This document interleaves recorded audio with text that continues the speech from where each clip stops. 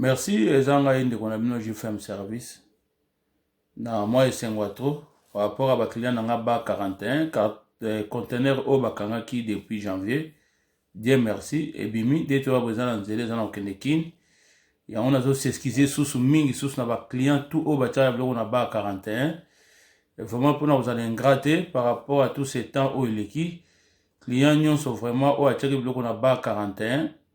Prochainement, ce nouveau tableau pas na biso la so facture à bas 41 et puis ils ont la réduction mon boinga j'ai fait un service natif pour na ba client nyonso wana kaka ba oyo bloco na bango ekanga ki ya bas 41 prochainement so tchelo pas na biso na boy ko ba montant na média mais til que so bis na ngi komi pa na yo la gisa biso facture na bas 41 et ça la réduction moi spéciale pour na ba to alors lobby ba client ba les can agence ndé na yekutinda message au na bima ita libana za ko za bloco pa ba client déclarant benga déjà que remorque c'est bimage dans nzela ya on a ebisi ba client so ba 41 lobi bo le dimanche na agence ya j'ai fait un service na limité pour bozo ba kolina bino vraiment message mon azaki nango ya wana eza esengo me pona nga eza ma passe à trop banana banda musala eza première fois pour contenir et passer na ba réalité à bon mais en fait eza réalité à musala il faut qu'on accepte ngo ka ndeba misupe bazo kangama kombe ba misusu pe ba konteta ba boulot ezo sala madon futo to accepter ganyo sezole kana makamba musala.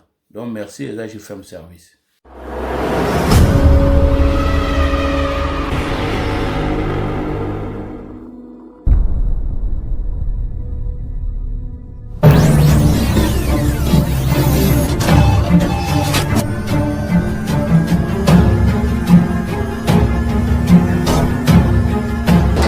Mbote bande konangai, mbote lisusu, na ebisaki bino ke boye bisabango ke nazongi.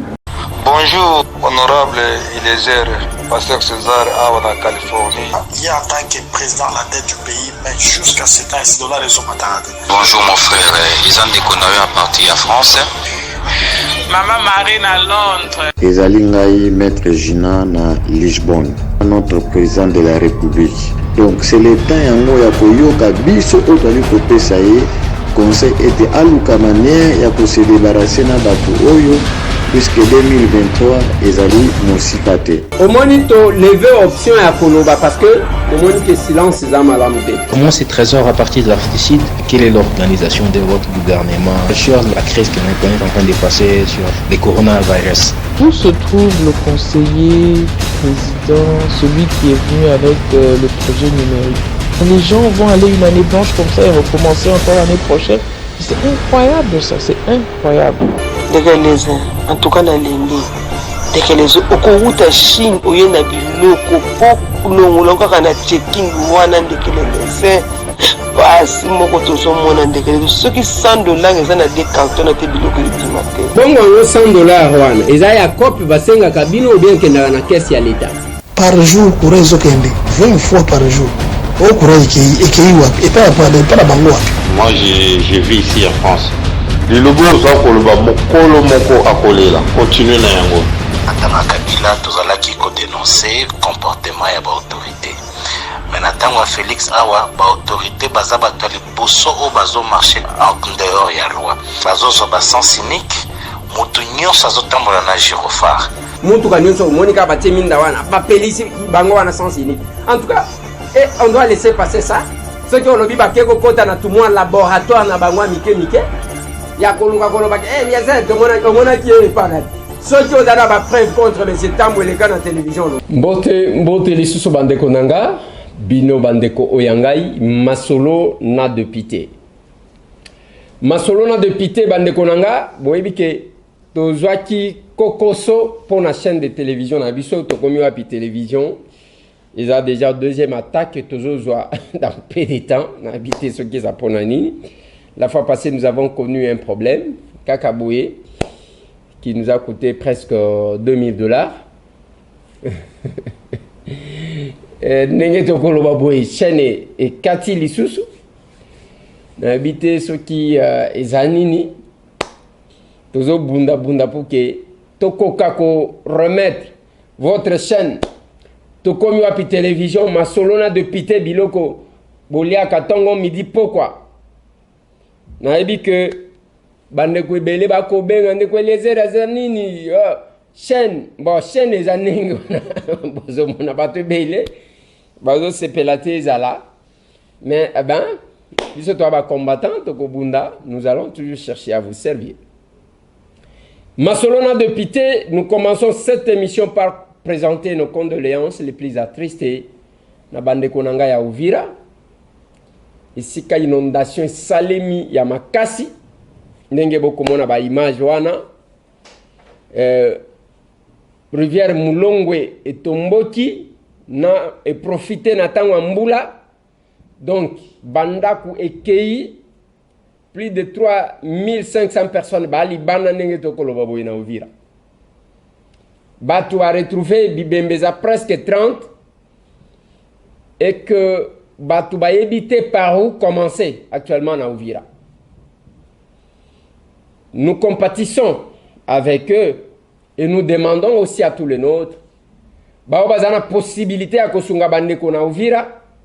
Bao bazana possibilité à assister ba famille wana en tout cas ekozala malamu bo sangana bo sala liboke ce n'est pas problème yake il faut kaka ba bembe il faut kaka ba fuliro il faut kaka te eza bande kona biso nde bazwili kama bakanaki yango te ezaki na butu na basi na bana na batu basi azemi na mibali batu bakufi kuna na mbula wana débordement ya rivière Mulongwe nde mutu et sali que bande kona biso bakufa. Nous appelons à la solidarité de tout le monde pour na kosunga bande kona biso o bazakuna. Dossier ami balé bande kona ngai avant que tout débattre parce que je vous annonce déjà que Nakati awa tokoyamba honorable Serge Mayemba. Serge Mayemba azanani. Azalaki député dans la législature passée, élu de l'UDPS. Serge Mayemba azanani, aza avocat nde musala na ye. Serge Mayemba azanani, aza oyo alobi que ne mwanda ntemi asalela ki procuration pour que azo akambongo na kombo na ye. Na kati émission oyo bandeko nanga boko yeba mbongo anemo na ntemi bazwaki to bazwaki te soki bazwaki ezaki kokende wapi tolingaki tozwa Serge Mayemba avant Papi Mantezolo pe akokaki koya mais wana zumatanga le colonel Vumi auti ko tika biso akufi awa na Saint-Joseph menenge tokoloba boye bakomema ebembe na ye na morgue ya Kasangulu. Que son âme repose en paix et nos condoléances les plus attristées aussi dans la famille à colonel Vumi. Nakati wana bande konangai, vous allez découvrir toutes les vérités sur Mbongo Oyone Monantemi Alobike Azaliko revendiqué. Quel est l'objectif de notre démarche? Lobby, je vais vous dicter un numéro. Beaucoup noté yango. Après naïbi sabino pourquoi on a fait sabino numéro 1. Le temps yabino ko prêté ba stylo peut-être téléphone pour na kozwa numéro. Nazo yebi sabino que démarche to objectif na biso na dossier oyo ezanini. Batu bazo kufa bande konanga. Chaque jour o ba makesa ya nemo nantemi. Ngape nazana ba makesa na tokomi wapi awa. Dide kiku azaka makesa te azaka munyanga. Didier Kiku azaka munyanga azaka makesa. Et soki otali na tokomi wapi. Bane Kongo ne bazaka belé. Ba makesela bazaba ndibu. Ba oyo Manix. Azasoki muntandu ba Mos Lubaki. Azasoki Muyombe bon tozana bane Kongo ebele mais ba Didier Kiku azama kesa aza munyanga s'il faut parler en termes. Mais quel est l'objectif? Il y a des marches nabis. Avant bozana numéro 1 plus 31 eza numéro ya Hollande plus 31, 684. 36, 45. Nasuka, 51. Plus 316, je répète, plus 316, 843, 645, 51. Numéro 1, nazo tsela bino, eza numéro ya ndeko moko na habité soki quelque part là. Bandeko. Ngai tambwe nazana tenter ya kolandaka batu pona ko répondre bango. Ndeko ya benyinga lobi na 23h je pense. Pona ko finga nga na ndenga blague te. Yo zo sakana nane mwanda nsemi. Yo ko kufa, yo ko sala soki ndenge. Mais je me suis dit mais wana mutu azo benga. Et puis il faut ko yo ka biloko abimisi na munoko na ye. Mutu azana poto. Parce que numéro 1 est à Hollande. Je vous laisse le monsieur entre vos mains. Binobo s'occuper naye. Numéro naye yango wana. Botu naye ako lukanini. Ya liboso. Ngai tambwe. Ndenga zawana. Ako bangi sangata mukolo moko te. Eloko bangi sakabato ezalaka lisusu da kati ya monsieur tambwe te. Wana il faut bosana. Pour preuve, je rappelle, quand tout le monde fouillait la maison de Némondatsemi, M. Tambwe est allé entrer. Naye biango tout, nga. Monsieur, naye biango tout. Et puis ceux qui ont monaka yelo kola ceux qui ndenge nini, na monde wana komeka ko tia zolo te parce que kozika. Na lobi boy. Omoni na monde yo lingi ko tia nini wana. Okozika bien. Et ce n'est pas de la blague. Okozika très bien. Soit tout na chef na yo, ayebisa yo monsieur Tambwe azanani. Basakana kana batu nyonso te. Je vous laisse ce monsieur plus 316 843 64 551 plus 31, je disais 684 36 45 51. Ce monsieur-là, je ne sais pas, je vous le laisse vous s'occuper naïe. Tozonga na masolo. En attendant que Tozo va mettre Serge Mayamba. Pona, boyeba quand même, vous avez droit à koyeba vérité sur le dossier, sur les revendications des Némondansemi, parce qu'on ne doit pas faire taire ça. À l'obi mikolonion so, pendant 2 ans, Bemba va pesa ke mongo na ye. Et tango auta qui se pays tout et tout. Yé pendant 2 ans ba pese mongo na ye aki député te. Yango muto bato bazo kufela yango wana. Chaque fois que bitumba ebimi, boyoki 6 personnes ba kufi. 6 personnes wana bazo kufa baza banzinzita. Et nous avons tout intérêt de mettre tout sur la place publique. Ceux qui mongo na ye ebimaki, d'accord. Nous allons nous battre pour que Bapesa Némondansemi mongo na ye. Ceux qui m'ont bimaki, qu'est-ce qu'on fait? Ceux qui bimaki, d'accord. Et kendaki wapi? Boko bangona Serge Mayamba, ezangate. Ceux qui bimaki, et kendaki wapi? Est-ce que ça Serge Mayamba mutwayibi? Bato bakufa katoko tikate? Tozoka bato, il faut dialogue. Pas bande konanga. Donc nous serons dans une république où même Ngai Tambwe, j'ai un petit souci, il y a un intérêt nangai. Nazui Manduki, je vais manipuler aussi mon coin. Tous appels ba leader, tous appels ba leader. Nous pouvons le faire. Tobani ko bomisa batu pour un intérêt privé. On ne va pas laisser ça. On doit vérifier toyeba. Mbongo ya Némondansemi kenda wapi. Ceux qui ezana mutolia kyangwa sanzango, c'est notre souhait. Bande konanga dossier ya Samibo, ya Jamal. Et ça dit que continuer. Bagomba bato ekobim. Je vous ai dit que construction est une maison préfabriquée. Et ça qui a 2 étapes. Et ça qui a 57 400 000. Oyo babimisaka na gouvernement ya Chibala ya Kala. Sous Kabila, on a 1500 maisons préfabriquées. Dans le programme, il y a 100 jours. Bazui marché, Jamal Wana. Cette fois-ci, 57 millions, mais pour 3000 maisons. La différence, c'est laquelle? Tu éviter. C'est quoi? Ni ya liboso, ni ya mibale, clair et saté. Yango bazui babombaki. Tango akoti kuna, on a zosa la grève de faim. Naloba kana batuboyi. Botika koluka ba méthode ya poto na Kisasa. O grève de faim mundela kobanga. Awa elogote. Si okoyoka nzala yo moko okolia ata soki bato bazomona yo te, okolia ata na kuzu.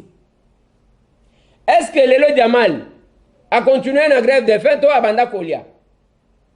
Siko soki abanda kolia. Abanda kolia nani azongisa yi. Je dois ouvrir une parenthèse. Bomoni mwana mobali oyo akimi. Oyo babengi kombo nena. Masaro soki Masaro.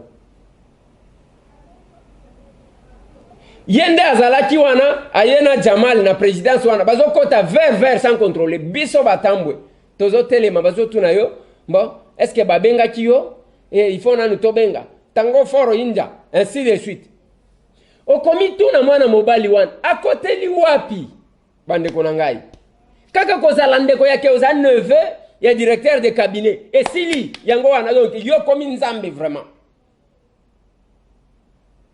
Mutuka chef de l'État zotambola nango. Yezo la kisabiso ke ye wana zotambola na mutuka moko na chef de l'État. Pour quel risque? Ça sera juste bande konangai. Il y a que tu évaluer total quand même. Il faut la méritocratie au batu balobaka. Et ça aussi na ndengo wana. Est-ce qu'a mérité kozala bourgeois kozala preso na modèle akosaka na mbongo ndengo wana? Yenda zalaki bazo kendaka na ba Jamal wana soki mbongo wango wana zola kisabiso azali kozwangwe pa Jamal to ebite mais akimi tangu muto akimi ayebi pona nini. S'il était innocent il pouvait rester soki ayeba kalika mute mais place toi kozala. Moi je me demande yango je ne cesse d'insister ezala UNC batomboka kiao nani mutu ya UNC parce que quand même to ebi bande kona biso ya UNC. Oh Babunda, je peux reconnaître Billy Kambal, ministre de l'Élo et la jeunesse. Billy était au front. Je peux reconnaître Dr Sele, Bazaba Tutozala qui na bango, quand ça chauffait. Aux hommes. Nayebi quelques personnes, Roger J. Iwana, Nakolo Baku, tout est partout, Kamer, bien que Yé Pazala Kanaïti, Tangwazala qui président de l'Assemblée nationale à l'époque. Roger J. Na caméra wana mounen à mon âge de toutes les couleurs. Ce qui est allé à Moutuka Roger Zotambola, et ça à Moutuka Yaboït. Il y a combien? Je crois qu'il y a $3000. Roger J. Les caméramens, il y avait il y a partout. Richard Bazakuna, le photographe, n'a pas de commusu sungana ebito zalaki na bang. Toujours qui n'a pas voyage. Bongo Masaro, Yazalaki nani. Donc, biso tokozala tobundi, yozana bande kona yo bavandi bazo bangaliwa, ale bazi. Pour que ceux qui sont monani bango ba yeko dondwa babandi ko benge ba preso laissez passer na présidence mwana mobali wana zalaki nango ko sakana te yazo tambola na mutuka moko na chef de l'État lelo bande konanga vidéo mususu yango ya mwana na ye moko azoloba tuturino tuturino na tutu nani bengi tutu blanco. Les successeurs ya Masaro. Masaro angwa sala nini successeur à Masaro. Talandenga zo sakana na mbongo. Tuturino. Toto. Les successeurs de Daniel Massaro. Tutu Blanco. Les successeurs de Daniel Massaro. Il dort avec des dollars. Tutu Blanco. Les successeurs de Daniel Massaro. Il dort avec les dollars. Il dort avec les dollars. Il dort avec les dollars. Le successeur de Daniel Massaro. Il dort avec les dollars. Le big boss Tutu Blanco Totorino. Le successeur de Daniel Massaro. Il dort avec les dollars. Il dort avec les dollars. Ça va, Toto? Tu vas bien? Tu vas bien? Allez, fais comme ça. Charisme. Charisme. Ya. Victoire. Chikicha, chikicha. Boyoki moko nenga zokumisa. Yebisa ngai na UNC. Tangu bino botelemaki wana s'attaquer à tout le monde. Bozo kufa maboko pembe ainsi de suite. Nana sakanaki ndenge wa. Même na Sud Kivu, tout va bien. Bah tout bazo régner parce que na Sud Kivu. Inondation yango wana uvire za na Sud Kivu. Tomo na siko tout rino, tout blanco, na preso masaro, bosala quelque chose. Bosala quelque chose, tondi mabino. Bande konanga. Tozonga kabatu quelque part, Tozonga kabatu. Vous allez faire des déclarations pour nous couvrir des fois et le kobo éviter. Akimi boani. C'est quand même compliqué, bande konangai. Mais pendant ce temps, avant que tu sois honorable Serge Mayamba, bande konanga tomi tunakasi. Coronavirus balobi na Sénégal, toi qui président sénégalais, ezaka chloroquine et basangisi nani, ndem tozo bikis. Na France, donc bango bazo travailler na Didier Raoul. Mais na Belgique balobi yango te. Ba Belge ba pekisi, balingi chloroquine te. Mais total ba Belge ba pekisi, mais ba pesi quand même don ya chloroquine na RDC. Bango baboyi yango, mais quand même bapesi biso don. C'est parce que balingi biso makasi. C'est parce que il faut tomeka ou bien dengeni. Ça pose problème. Ezaka mituna tozotuna. La Belgique, bango baboyi makamu ya chloroquine, balobi en tout cas yangote. Mais bazui quand même don bapesi biso. Maintenant vous là parce que tozo lobela makamwan. Parmi banquette misusu bazo sala na makamango ya 100 jours. Eza makambo ya kisi périmé na lobaki na bino trend plus société wana ya ba indien baloba baza basé na Lubumbashi. Bakende kokoma kuna bakuti kuna kenkeyeri nde mutu ezawana. Place yango ya adresse. Place ya adresse. Ya bato bazo produire ba chloroquine ba kisi oyo balobi périmé na Lubumbashi bake okuta kenkeyeri nde mtu ezawana nabite na utaki koyebisa bino ke sudoli oli ilunga balukaki ke ba réceptionner kisi wana la présidence basala pression na oli apikla alobi oyo bazalaki sélectionné te pona opesa kisi oh bozwa kaka eko bimaka eza périmé tomoni document oyo a été nezali ko circuler sur les réseaux sociaux bien que tolingaki pe ba faire circuler oyo a accusé de réception pas papier kaka ya modèle wana ezo bima lokola eloko moko eza antidaté c'est pas bon. Et sur les 12 conteneurs prévus ezaki ka mibale nalobaki na bino mukolo moko akole. Ça va continuer comme ça. Soit qui justice va stopper, te casser élan aujourd'hui pour nous faire avancer beaucoup. Dans ces pays, les gens doivent avoir peur. Il y a aussi mbelo kwa l'État. Bon, et puis que na bamboka mususu bato bele balinga ko occuper ba fonction te. Parce que ça a un intérêt te. Ah bato bazo kende kokota même kisi pona comme ministre, pona comme DG. Yango ndeko moko azali ko sekisanga abi ndeko oyebi ke eza lokola nzamba sala ke tokota na présidence oyo te na ngongo oyo sinon ero bakokaki ko tiela biso déjà ba millions na ba compte et que mité mezo bête que bakobenga pe biso à quelque chose malheureux bon. Metango komona même ndeko wana masaro azosakana na mbongo awa budget na biso za ya combien ya coronavirus jusque là 2 800 ndembongo nyonso yango wana banetiki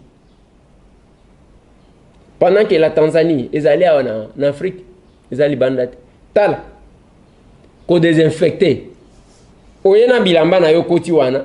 Donc nous sommes en Afrique. Biso ko désinfecter to sala ki émission na Evariste Boshaba lobi ti bo confinement o ya Gomez ezosila to moni ba tuté ko ya kotala biso to moni ba tuté ko ya ko désinfecter bandako soit ko tester biso ba confiner kaka après batiki wana Evariste Boshaba muto alobaki tala na Tanzanie toza na Afrique toza libanda ya Afrique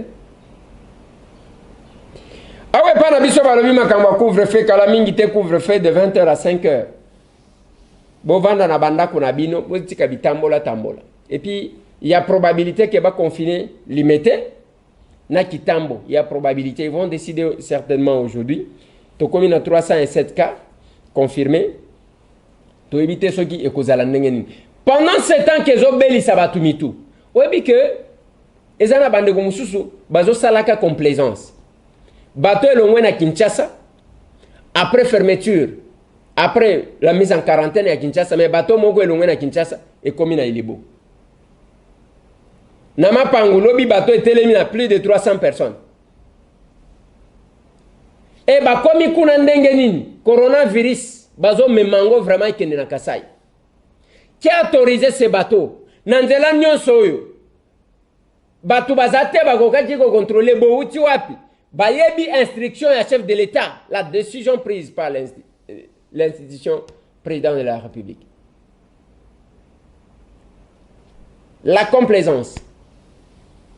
N'a habité. Complaisance, moi, quoi, et ça nous fait très mal, nous autres. Et pendant ce temps, toujours, na Kasaiwan, Bangolé, ceux qui ba moni mutu, net aligné, abanda kobela, ba o bakanyi na boloko epana ba, mutu aligné bela.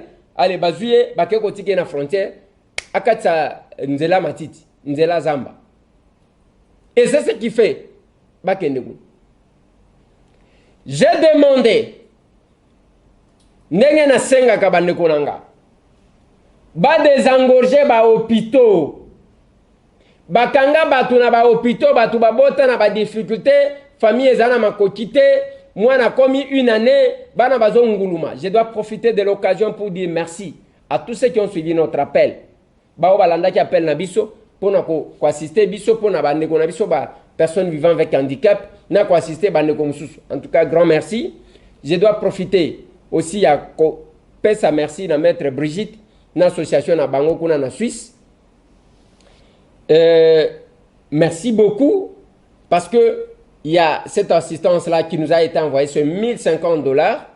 Oui, c'est $1050 pour notre sombe la bandeko gel hydroalcoolique.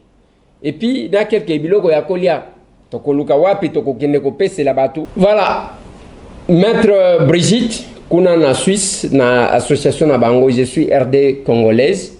Oyo batindi, je dis bien $1050. Pour na kosomba quelques biloko ya ko assister batu. Tozana moment oyo bande konanga, c'est pas pour rien. Na lingaka kosimba mbongo te, mais cette fois-ci, pour na ko éviter que mutoya ko luka ko diaboliser. Soit qu'on salir biso pona biloko mike mike, mais cette fois-ci on s'est dit ozana saki alos ozana nini osungi biso toko kende ko pesa bandeko parce que tozana un moment très difficile. Merci na bandeko nyonso oyo ba ko sala moins effort pona ko luka ko assister na lingi toleka pona ko zola bino honorable Serge Mayamba. Masolona député ndenge na Elsa Kibino na utiko Elsa Bino ketoko yamba honorable Serge Mayamba azali avocat musala naye azalaki député toko solola naye quelques questions d'actualité ndenge na Elsa Kibino mbote honorable mbote ndeko Eliezer ozamalamu mikolo belé vraiment mikolo belé nzambe azako batela somoko pe tozako tambola po tozala ngapi na sepeli tozwi mikolo ebele tokutani na yo te ezali esengo mingi mpo na ngai ya komona yo koyambanga lisusu na mosala oyo yo ozali kobundela mwa bambula ebele epuis na oyo nyonso ozali kosala meme nayebi ke ozali koyambanga lokola mopanzi sango me ozali député national bien élu je le précise. Donc, félicitations. Et ça, c'est un parce que le combat que nous menons, combat à génération, et ça, aucun de malamou, nous avons bâti à l'oboko pour étamboler le biso et continuer à couper ça va congolais espoir. Merci beaucoup, Maître Serge Mayamba. Nalingi Tobanda, bien sûr, que question principale, tout ça qui nango, et ça question zobomi sabatu pour la revendication honorable Némonantem, votre collègue Bozala qui naye en tant que député, parce que comme on avait tangami mingi, mais avant d'y arriver, d'abord tout qu'il y a une question d'actualité, Maître Serge, et le koyo il y a tout le monde kaka makambo band, tout le monde qui n'est blague, ndenge bandaka ya que bon, bakozwa mutu boye, akomi na prison, akosi malade, bamemie na ngalie, makuna kimi, et puis laliwa. Mais, tomoni, babandi na ba DG. Total aboye, bakoti na côté à Mindele. Bazui Jamal, bazui David Blattner, bazui Thierry, oya Raw Bank. Na simanango baye kozwa oya office de route, baye kozwa oya Foner, bazui a OVD, bazui oyo ndeko modeste oya utaki est, bazui zwibato. Mais ndengo zomona, c'est une action judiciaire ou bien c'est une action politique? Merci beaucoup Ndeko Eliezer. Je crois que sans hésiter, on peut répondre que ils ont les deux à la fois. Ils ont action judiciaire parce que procédure judiciaire qu'ils ont déclenché, tout le monde est responsable politique, n'a pas responsable et entreprise, eu invitation il y a parquet a tiré bango na disposition na cadre ya enquête azako mené sur programme il y a construction il y a babiloko na cadre il y a programme il y a 100 jours et parquet azali ko mené ba action na conformément à la loi toyebake mobeko oyo babengi code ya procédure pénale et puis si magistrat ya parquet au ministère public pouvoir il y a mené ba investigation ce qui a saisi n'a pas fait moko boye et puis si peut pouvoir il y a se saisir d'office par exemple c'est-à-dire sans moto funda sans moto loba il moko pe qui a constaté ba ma comportement o ya monique za ko buka mibeko ya mboka parce que azana pouvoir wana ya ko poursuivre donc yango na lobby ezali procéder sur le plan na ndenge ya komona makambo plutôt bolimbisa ezali pe une action judiciaire parce que tout moni implication il y a parquet dans cette affaire et je crois que c'est en vertu il y a ba pouvoir on a parquet azalango kelelo non seulement batu bengami mais batu bakangami baza placé en détention ba mususu mikolo eleki ba relaxa ki bango oza komona mais ils appellent sous action politique parce que tout est parti d'une volonté politique ya koluka ya komona clair na kambo ezali koleka na gestion ya ba fonds alloués na programme il y a 100 jours ils allaient payer sous action politique parce que batumingi peut-être baza ko se rendre compte nangote ils allaient que oyo et salami lelo ils a ka volonté politique interne ya ba congolais et ça surtout une pression oyo e outil libanda parce que mboka na biso ils allaient na viseur ya ba institution financière internationale oyo ba classa yango parmi les pays les plus corrompus du monde. C'est-à-dire mboka oyo corruption et salamaka à tous les niveaux même na likambo ezangatina. Mboka oyo corruption ezalaka na balabala. Ba infraction par exemple ba agent l'état ba salelaka ba corruption, ba concussion, tout ça la rango au vu et au su de tout le monde et comment kutu bizali na biso pe to comment komona ngo normal.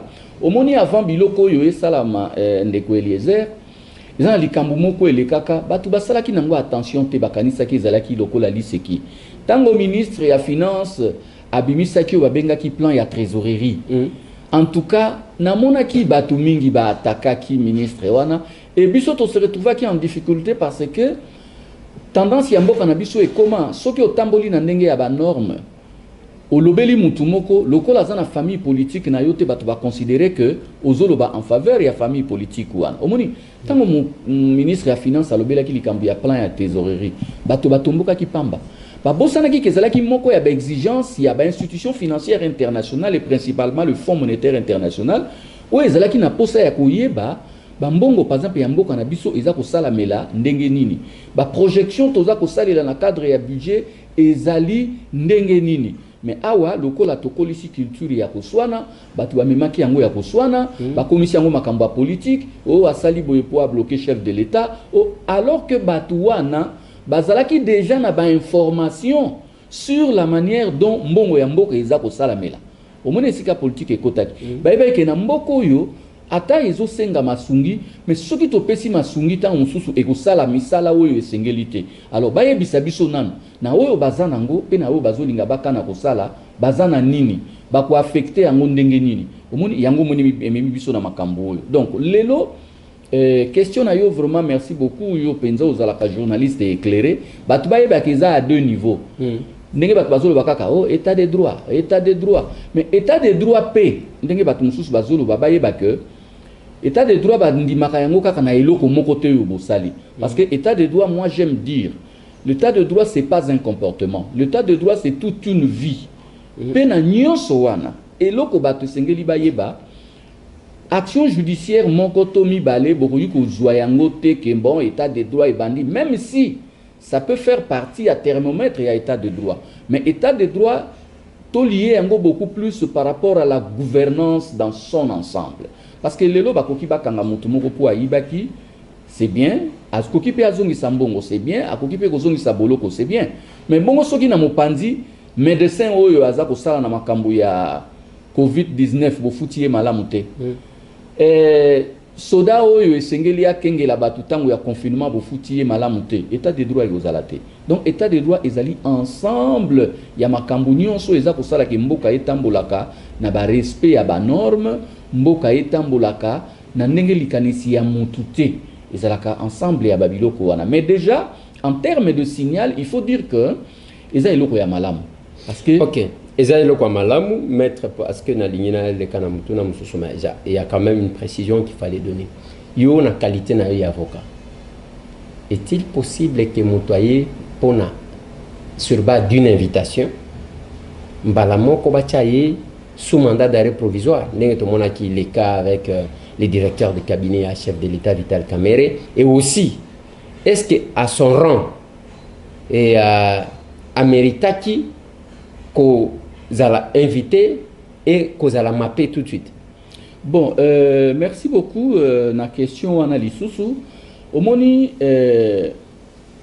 eloko batu ba sengeli baye ba ezali na procédure d'abord magistrat ya parquet azali na pouvoir ya kobengisa moto nyonso yo ya monike audition na ye ezali na tina na cadre ya instruction d'un dossier donc quel que soit rang na yo soki magistrat amonike na misala ya za kosala moto ako éclairer ye ezali yo to amonike ndenge ba information à recueillir bien avant yo akoki déjà ko considérer rôle na yo comme très majeur na dossier aza ko instruire akoki abengisa yo soki abengisi yo ye moko magistrat en vertu ya ba pouvoir na ye soki ayoki yo akoki ko considérer ko inculper yo to pe akoki ko luka ko obtenir na yo kaka ba simple renseignement mais eloko mususu pe batu bayeba magistrat tango ayoka ka mutu yango moni basenga ka mutu po kendo se présenter na justice il faut bongama akoki ko inviter yo comme simple renseignant mais soki pendant son instruction magistrat arrivé na kobimisa ba élément oyo amoni que eza kopesa yo rôle moko actif dans le dossier notamment en termes ya ba responsabilité azali pe na pouvoir wana ya ko convertir plutôt nature na yo c'est-à-dire oyaki comme renseignant mais magistrat moni que na ndenge ozaleli en tout cas ko suka wana te mbala moko aza na pouvoir wana même ya ko inculper yo ndenge to monaki na dossier ya président Vital Kamerhe aussi batu bayeba que c'est par respect que magistrat peut utiliser certains termes soit bengisi mutu omoni au regard ya rang na yo atali bon namboka oza na esika boye oza chef ya institution oza proche collaborateur ya chef moko ya institution mobeko et puis ça kana magistrat pouvoir wana bon au lieu à luka salela lokola mandat tout ça il peut vous lancer une invitation mais invitation ane la tité que ozo ya wana lokola invitation ya oye fetité oye ko samba. Et d'ailleurs, par élégance, ba magistrat eloko basala ka soki ba action ya bongo ezali, en tout cas ba informaka. Sans ba divulguer secret à instruction. Parce que ce que le président Vital Kamerhe, azali directeur et cabinet à chef de l'État, non. Même le chef dont il dépend est informé. Parce que Kolongolaye Kobengaye na parquet et Kokiko, ça a une cassure dans le fonctionnement du cabinet à chef de l'État. Donc, monsieur le président de la République, directeur à cabinet Nayo, Akoya, Tobengisie pour Namakambo, boye. Omoni. Mais yango moni batu ba monaki directeur à cabinet aye na invitation après ba maintenir yé na détention au point où ba placer sous mandat d'arrêt provisoire. Bon batu ba mitungi samaki mingi mais bato ba lukande batala ba lukaka ba yeba mobeko ezali nini et puis batu ba yeba que parquet général oyo ya Kinshasa Matete ezali compétent pona koyoka Montoloko là, directeur et cabinet à président de la République, parce que directeur et cabinet et président de la République, azali na privilège et juridiction te. Soki totangi mobeko, toroya komona ke mobeko yango moko etanga ba kombo ya batu oyo bazalaka na ba privilège à juridiction.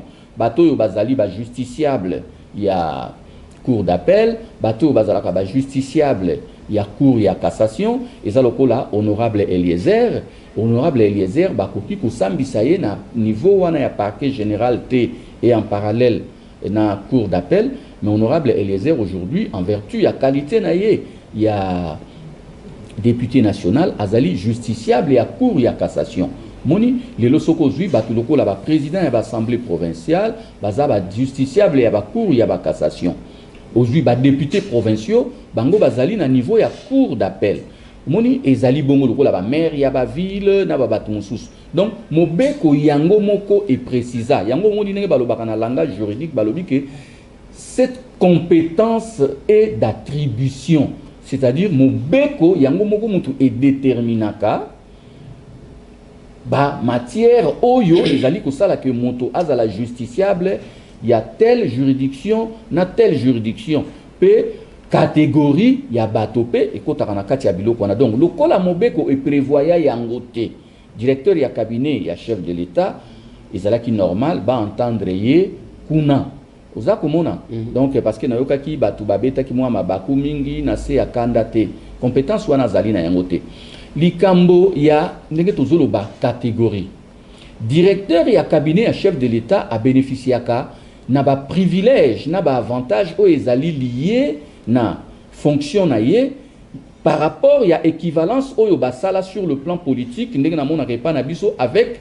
le ministre d'État. Donc azali l'équivalent ya ministre d'État en termes ya privilège na ba avantage mais pas en termes ya privilège ya juridiction parce que mobeko ebongisa yango te. OK.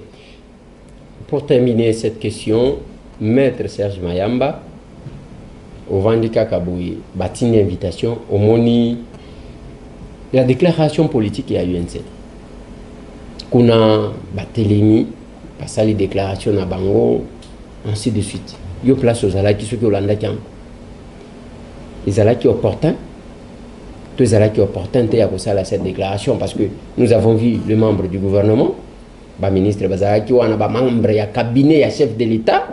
Je ne dis pas ba membre ya cabinet ya chef de l'État. Ba membre ya cabinet ya chef de l'État bazalaki wana. Quelle est votre réaction? Bon, réaction nangai ezali na deux niveaux. Niveau ya liboso ezali, bon, bato baza ko appartenir na moto na famille politique pour ba réagir na question moko d'actualité ndenge basalaki wana ezalaka nango parce que il y a un problème de sentiment aussi personnel et puis il y a également un problème il y a crédibilité il y a organisation politique na bango. Tango ba bengisi président na bango oyo bazali ko impliqué ye na dossier oyo etali makambo oyo ezali ya mabe peu ezali ko représenter une gravité lokola bawana. Bon, les gens font des déclarations politiques mais eloko batu bakoyeba la considération politique souvent ezalaka na eloko moko te avec la réalité judiciaire. Moni parce que na politique lokola batu balingaka ko swana ko fundana et puis au nom ya contradiction oyo démocratie et consacra cette tendance-là où il s'exprime à mingi na cadre et la liberté d'expression, et ça la raquette, ce qui est salami, parti politique, baza ko sa position na bango. Mais là que senga na position pour ça, tout en soutenant votre leader, il faut bossengande justice ezala équitable, c'est-à-dire droit à défense ezala respecté, justice ezala paix indépendante, c'est-à-dire ezwa influence, il y a pouvoir nous sous-souter. Wana ezana normal. Mais vu sous un autre angle, il faut dire que souvent ils ont une délicatesse moko ezalaka epana biso oyo moni batu batenaka compte ya baran na ba responsabilité na bangote lorsqu'ils font des déclarations politiques. Parce que ba déclaration politique mingi batu baye bakate non seulement et provokaka ba fracture na kati lokola ya ba coalition ndenge ezalelo, mais ezalaka pe ba biloko ezokota en contradiction avec éthique. Il y a ici qu'à vous saler là parce que comme ça n'a pas temps vous servir l'État, vous allez tenu par éthique, na déontologie à agent public et à l'État. Est-ce que c'est normal? Lelo mutumo kwaza conseiller à président de la République, mutumo kwaza ministre parce que bakangi mutu ya parti na ye aya asa la certaines déclarations. Pour olingo lingate ba déclaration na yo et là ici que au côté en opposition par exemple avec organo yo za ko dépendre nango. Et loko ba to UNC ba yeba kité que pour président à UNC à se présenter devant la justice, chef de l'État a qui information. Alors tant que chef de l'État a eu information, tout en reconnaissant l'indépendance et la justice, le chef de l'État a autorisé à entendre directeur et cabinet naï. Donc binobo lukate bo sala ba déclaration et bimaloko lebza combat moko baza ko mener contre Moutouana parce que ceux qui combattent ça contre Moutouana, Moutouali Bosso a mené combat en Ezali, le chef de l'État dont il dépend. Oyo atiki na maboko à justice. Tu vois? Et ça va valeur oyo, bon peut-être avec le temps ba tu vas intégrer en malembe, mais le ya mouné ne pe Ezali, tout ça là est fort na niveau moko ya responsabilité, passion ezalakate, rationalité ezalaka, équilibre ezalaka. Yango moni na ba déclaration nyonso e salamaki. Déclaration par exemple, il y a un ministre, membre de UNC, un chef de l'État, et c'est là qui est différente. Il y a un député, il y a un cadre, il y a UDPS, il y a plutôt il y a UNC. Un ministre, c'est là qui preuve il y a équilibre parce qu'ils ont un rôle à jouer où ils sont obligés de continuer kozala na chef de l'État. Mais les autres, kotaki na considération mususu et singulité, mais nyon soana tout le bac ezali ambiance il y a démocratie oui mais ezali compréhensible parce que ezali batupe bakoyi kolingate soki bozui mutu na bango bokende na yeka lokola ngombe na abattoir mais na nyonso wana moi je pense elo kwa munene ezali to senga justice et sala musala de manière indépendante pour que lobby ba intérêt à peuple ezala bien préservé. Voilà, je pense que wana eza nenge boyoki wana pour ceux qui tali il y a aussi problème il y a que on est allé avant que la vidéo ya Masaro et Bima batali boye ce que tali mama o azolo bana Bukavu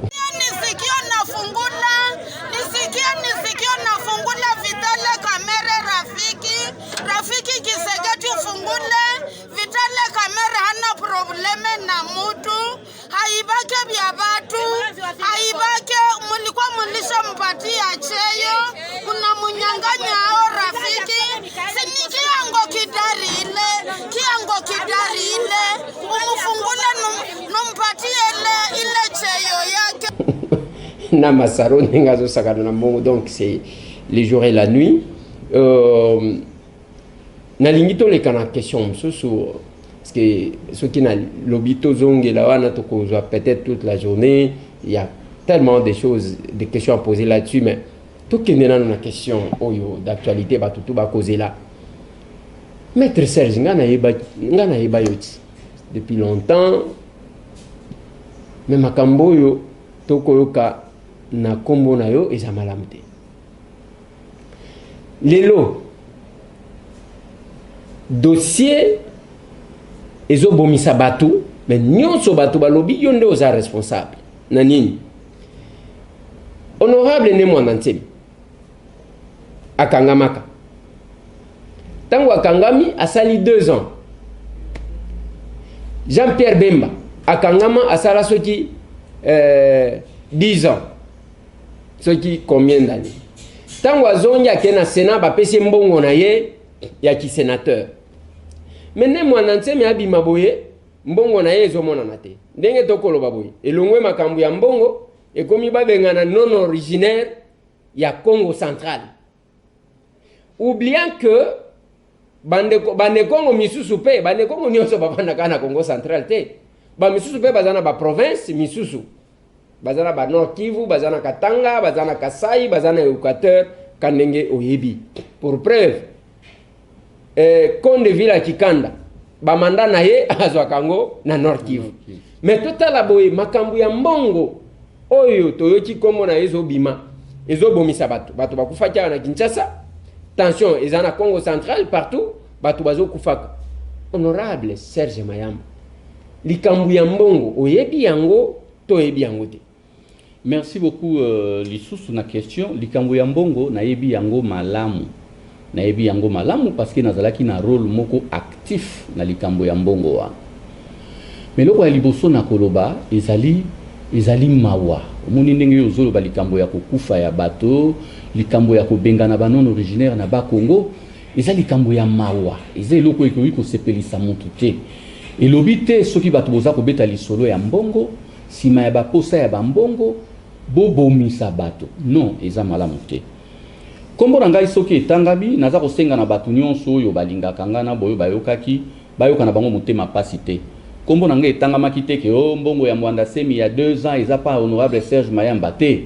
Kombo na ngai etangamaki parce que moto moko honorable Papi Miantezolo oyo ba implikaki na dossier wana batunaki yende mutu alobaki te makambo ya mbongo ya Mwanda Semi soki bolingi boyeba botuna mutu oyo ye apesaka procuration azwelaka ye mbongo mutu wana ezali ngai. Omoni ezali ngai, c'est-à-dire honorable Mwanda Semi bon ezapé 2 ans te hein. Honorable Mwanda Semi je crois que na ba mikolo yo précéda ki kokima na ye na prison asalelaka ngai procuration parce que déjà asalaka ba réclamation alobaka na ngai ke makambo ya mbongo na ye ndenge eza kokenda monaki yango clarté au nom ya ba lien oyo tozalaka nango biso mibale asalelaki ngai procuration na landela ye makambo wana. Donc soki otali ko banda ngonga wana je crois ezalaki entre ba mois de mai na ba souvenir mingi te na kotana na mikanda. Donc tozwa tango yo ye akimaki na prison le 17 mai. Le 17 mai. Soko zui le temps où exact liboso na yango ya ba le 17 mai ti na ndenge toyi ko silisa okomona ke za 2 ans te. Omoni eza 2 ans te. Et puis eloko ya koloba ezali tango nga nazwaki mandat honorable Mwanda Semi azana ba terme oyo atiaka na kati ya mandat na ye. Na boyaki koya na ba papier awa po ebimate lokola makambo ya kosamba te. Ngai na culture na ngai balobaka mwana akoki kosamba na papa te. Naza koloba nde pona ko éclairer opinion. Ba terme wana ezalaki ke mbongo wana soko zui yango okotinda yango bisika boye. Ezalaki tango oyo ndeko Mwanda Semi azalaki na pasi ya makasi. Bazalaki koluka ye, batuna ye, bakangamaki. Mais ngai, au regard ya ba conviction na ngai, nandimaki charge wana. Et j'étais très suivi par tous les services. Même dans politique, même mes collègues, nous sommes dans le parlement, baza bato ba service. Bato nyonso bazalaka convaincu que ngana yebi esika Mwanda Semi azalaki. Et puis ngana yebeki ba lien ya Mwanda Semi, mais au nom ya foi na ngai na politique, na kokai ko sala eloko mususu te parce que zalaki charge nandimaki na memaki yango tina suka. Na kozwaka ba risque parce que bato pe bakokai kozwa ngai ba fina ngai pona lobesika azali pona lobasoki azalaka na banani. Non, je ne pouvais pas poser ces actes de trahison parce que c'était un engagement que j'avais pris.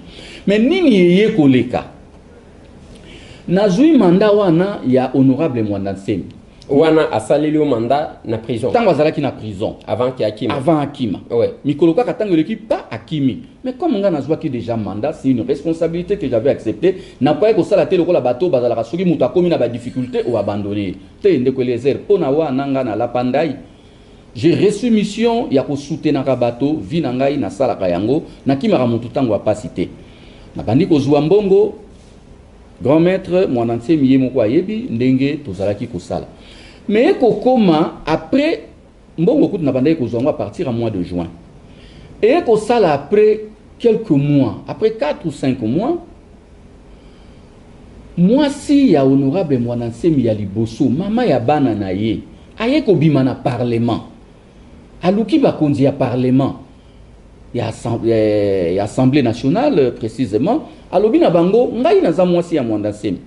na yoka ke mbongo ya mobali na ngai ebimaka kasi ngai na bana toza konyokwama tomonaka mbongo wana te bana nanga mosusu baza kotanga classe te ngai moko nayebi ndenge ya kovivre te bana nanga mosusu baza na libanda en tout cas ngai nakoki kondima te mbongo ya mobali na ngai ebimaka pe ekomaka epai na ngai te bon azalaki accompagné batan wana na honorable Mantezolo parce que ndenge bazalaka na balien ye moto asungaki ye pona koyeba ndenge nini koleka na parlement nani komona et surtout lokola honorable Mantezolo ayebi ngai ezalaki une garantie azalaki ko constituer pa mama wana po amema ye epai na ngai ngai nakutani na ye papa misala tosalaka efandaka na ba principe makambo naza koloba yango état de droit to respecter ba norme mbongo wana ngai nazalaki kozwa eza mbongo na ngai te eza mbongo ya honorable Mwanansemi azali na famille na ye bandi na mwasi na ye na bana na ye comité de sages ya assemblée nationale elobi papa mbongo yo zwaka lokola mama oyo abimi biso tomoni ke mama oyo azande mwasi oyo Mwanansemi abala bana oyo baza bana oyo Mwanansemi abota désormais comme yo za ko tenir kaka okomisaka mbongo mususu na misala Mwanansemi apesaki yo mama oyo pe fwa koma kozwa mbongo tovandi toyokani tosali ba calcul ngana lobi na bango te soki na pesi bino mbongo nyonso ekozala malamu te parce que ngai na yebaki na bambongo oyo ndenge honorable Mwanansemi azalaki kotinda ngai mosusu ezalaki ko permettre po ba soigner bato na ye oyo bazalaki na maladi mosusu ezalaki ko permettre ekoma epai ya mwasi na ye mosusu omoni na boyi kokota na ba vie privée na ye omoni biloko wana eza malamu te biso bana toleka tolobelaka biloko vrai conflit ezali que honorable ndenge azalaki wana na mama liboso bazwaki matata tango aye kozwa mama mosusu nsima ye akomaki attaché na mama mosusu e bavantage nyonso esengelaki ekende pa ya mama wana me na ndenge ya mobeko eza bongo te tango mama ya liboso ayaki na assemblée atangi mobeko nga naza ndeko mobeko moto ya mobeko ndeko Eliezer tozwa makambo mosusu même à titre personnel nga naza kozwa mbongo ya moto bana na ye baye mwasi na ye aye nga namona bana wana baza bana ya mayele me bayebisinga mwana oyo aza inscrit na UPC aza kotanga te est-ce que nga na kozwa mbongo wana nakanga ngona komisa ngo ya ngai eza mbongo ya papa na bango eza mbongo ya mobali na ye mobeko mutu eloba me na début ndenge toyokanaki bon mama aza kozwa ndambo alesa bana mama pe mosusu na banzela oyo honorable alakisaka ngai mbongo eza kokomela ye pe bato na ye mosusu balobaki bon mbongo toza kosunga bato baza na prison na bato baza maladi ye moko pe esika azalaki na besoin ya kozala na moi certaines conditions même si c'était pas tout à fait facile oza komona donc face à cette situation nga nakoki kozwa mbongo ya Mwanansemi te na komisa yango ya ngai mais toye kofanda tokomi na mois d'avril ya année 2018 nga nasalaka mobembo nazalaki na mission moko ya parlement na ke libanda nayebi te makambo nini elekaki nsima na ngai mama ya liboso aye lisusu komona comité de sage na fandi esika nazalaki libanda mboka bayebisinga balobi comité de sage est décidé que désormais mbongo nyonso ya honorable Mwanansemi mutu akobanda kozwa yango mama ya liboso naye kozonga Kinshasa tant to yaka même pour na makambo ya préparer l'élection na kuti décision wana ya comité de sage sikoyo ngai na kosala nini mbongo eza mbongo na ngate eza mbongo ya l'état ndenge na langage to lobaka langage ordinaire l'état yango moko est décidé ba moyen nini mama ya liboso a présentaki na ba konzi ya parlement pour a convaincre bango ngai na ebité et puis ngana kokoy kokota na ba débat na mususu parce que mission na ngai ezalaki wana te et puis il faut koyeba na position nga nazalaki na yango ko insister sur mbongo ya honorable Mwanansemi ezaki ko bimisanga lokola suspect parce que bato nyonso bazalaki convaincu que nga na yebi esiko ya batamaki pression ekomaki exercer sur ngai pona loba Mwanansemi aza wapi nga na kokaki kosala eloko wana te moi dans ma vie yango moni na sala musala ya avocat na yekola ko bomba secret ya bato na ko biso eloko moko biso to sali combat lokola na UDPS lelo na kozwa témoin mon secrétaire général Jacques Chabani to zali ko sala ba action biso na ba groupe ya action ndeko Eliezer soko ye lelo kangi ngai otuninga ba action bo sala ka bozwa mbongo wapi na yebi na ngai te nga na misala na nga na sala ya politique na se contentaka na mbongo baza ko futa ngai soki na ye na réunion to séance à travail moko ezali na ba jeton de présence mbongo na kozwa yango wana mais kolandela ba mbongo ya moto lelo ndenge nazali boye soki moto alobi na yo ke naza na nyongo na ye ndima soki moto alobi na yo ke nafutelaki ndako na ye nafuti ndako te ndima mais soki moto alobi na yo ke bapesaki ngai mbongo na ye napesaka ye te eza lokuta moni ngai na vivaka ndenge wana te. Je crois que biso tozana posa to créer pe une génération excellence malgré ba faiblesse na biso comme bato eza na makambo to ko se permettre te et surtout que makambo wana tango tozali ko sala yango nyonso eza ko komama na mikanda parce que ebanaki que un jour ngai contrairement à beaucoup de gens ngana yebaka ke mwana semi akoya ata bato bazali ko betanga bato bazali ko beta masolo o akufa bato bonite baluka ngai o balobi mwana semi akufa ngabi akufa te akoya. Toye koleka étape wana mama mbongo nyonso comité de sages epesi toye kokoma na dossier na quel mois wana na donc akomaki déjà kozwa yango je crois partir à mois de mai 2018 donc une année après non tokomaki une année après kokima ya nemo na ntemi parce que akimaka le 17 mai oui toye kokoma na badate wana oza komona donc comité de sages muté décidaki mama aza kozwa mbongo kwa lesa libota na parce que maman oyo mosusu même na ndenge ya mikanda parlement eyebi ete omoni eloko bato fo bayeba ndenge tozalaka boye par exemple yo oza député lelo oza na passeport na yo diplomatique pozwa passeport diplomatique mpona molongani na yo esengaka tokotisa baattestation de mariage soki okotisi baattestation de mariage na baattestation ya bacomposition familiale bakoyeba ke bana ya ndeko Eliezer ezali ba oyo mwasi ya ndeko Eliezer ezali oyo alors soki yo ye na mama mosusu soki kombo na ye na kati ya parlement ezate ndepa iba conflit ebimaka yango wana yo kozala olingi mama wana na mutema na yo nyonso koleka mama oyo yo tiaka kombo mais l'état ako considérer ba kombo oyo ye azwa epai na yo moko. Voilà ce qui s'est passé. Makambo wana toye kokenda na yango ti na ba indemnité de sortie oyebi ndenge tozalaki na assemblée nationale pour na ba indemnité de sortie na ndenge ba finance ya l'état ezalaka na mbutu basalaka biso ba proposition balobi bon député oyo amoni ki akozela na mbongo te toye na ba concessionnaire c'est-à-dire bato batekaka mituka bokoyi koyokana na concessionnaire oke ozwi na yo motuka bon en contrepartie ya ba indemnité na yo ya sortie concessionnaire wana ye ayebi ndenge bango bato ba société babundanaka na l'état pour na kolanda bambongo yango moni honorable mwana semi lokola ngai lokola papi Mantezolo lokola ba député ebele azali parmi ba député oyo ba souscrivaka na société oyo ba bengi Congo Motors on a ba indemnité de sortie Congo Motors apesaki na député oyo alingaki suivant capacité na yo lokola Nissan Hardbody bat bamonaki ba député bazwaki ba Nissan ezaki ya pembe honorable mwana semi pona ba indemnité de sortie na ye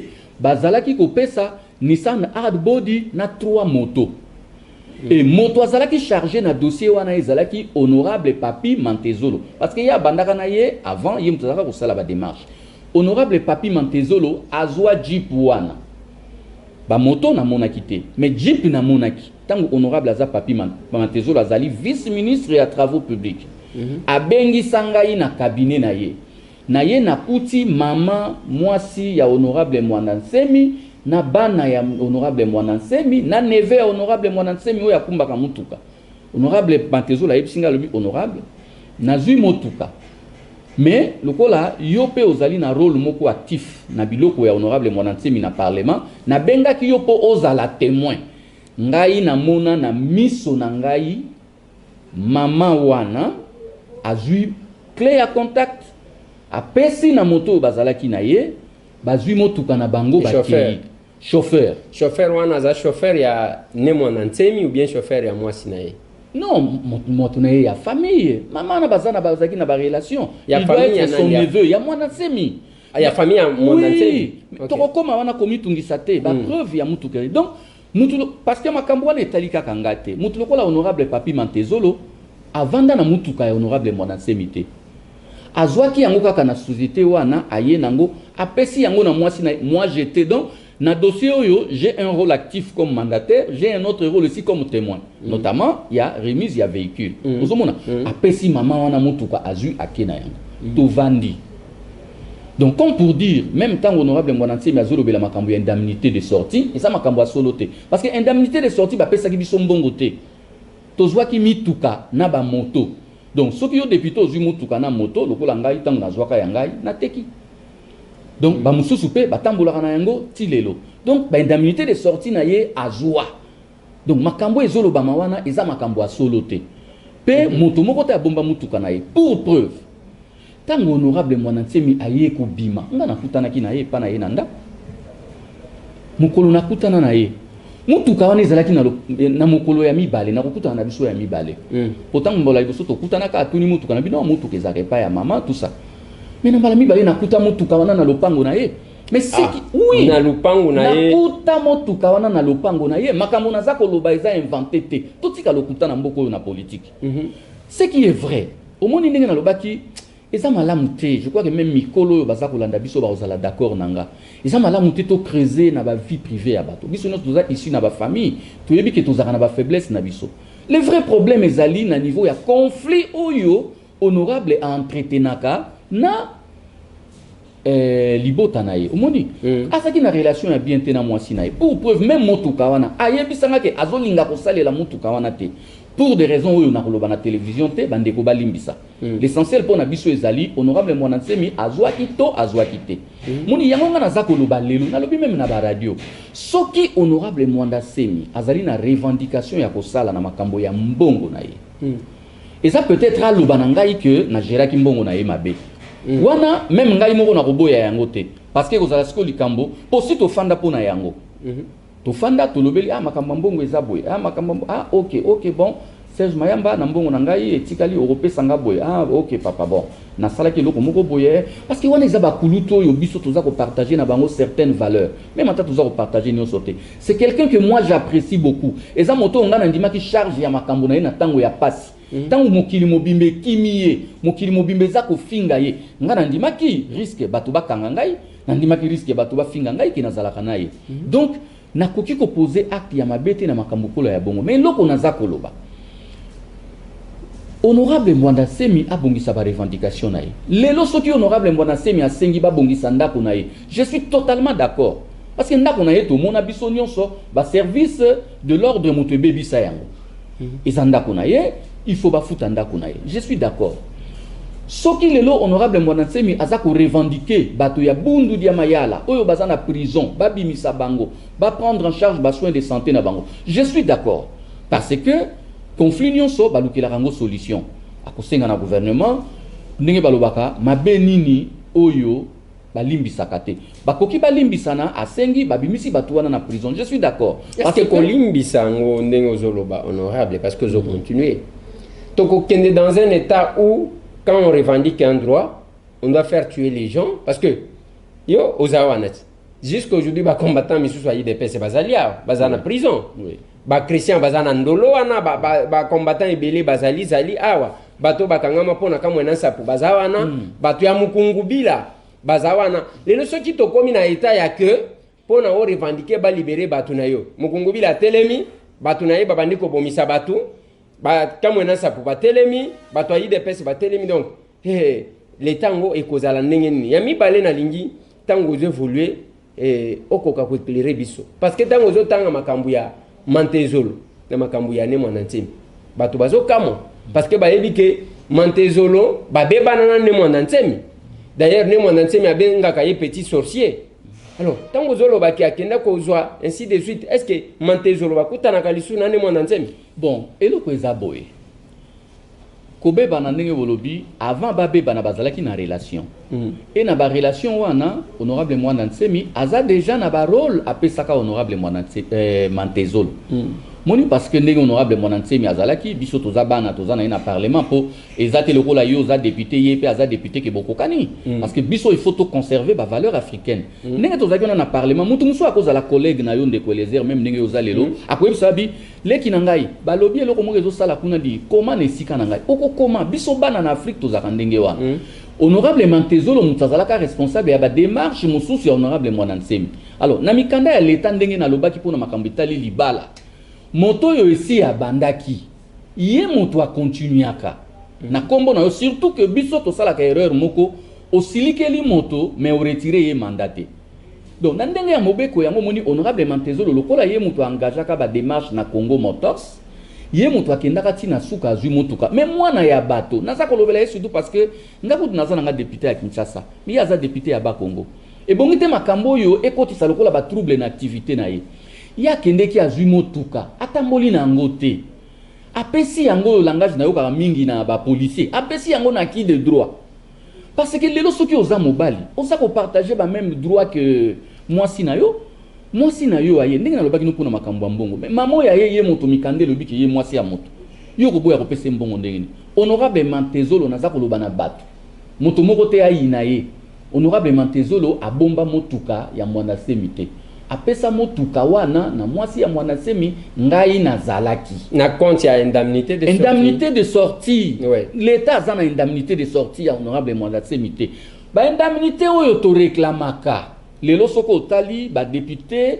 ya législature na biso baza ko mener ba action ba muso ba kenda ko vanda na se pona ko réclamer ba droit mususu ba wana eza différent na oyo tozwa mais na oyo ya kozwa esi ezwama omoni donc honorable Mantezolo na lobby yango je le défends azana likambo moko te na makambo wana azwa mutuka pesa ngana zala je ne veux plus me répéter sur ça et puis okenda pepa honorable ne mona kuta mutuka wana toza wana za siko tango kuti mutuka wana na même chauffeur oyo azwa ka yango ou bien non motuka yo kokota na makambo ya mutu te kolukana na yebaki yango mais yo moni motuka mais ce qui est vrai azalaki na ye kolingango te bon il s'est proposé même ya koteka ngo parce que vous voyez l'honorable Mwanasemi aza très attaché na spiritualité na ye na makambo nyonso ya monaka esprit tout ça bon biso pe tolingaka ye pona biloko wana parce que ezofongola biso ba mémoire donc na kokota na makambo wana te oyo ya monaki na motuka wana ngai etali ngai te ngai na kotikala na rôle na ngai mais na likambo oyo tolobi ya koluka kolibere bato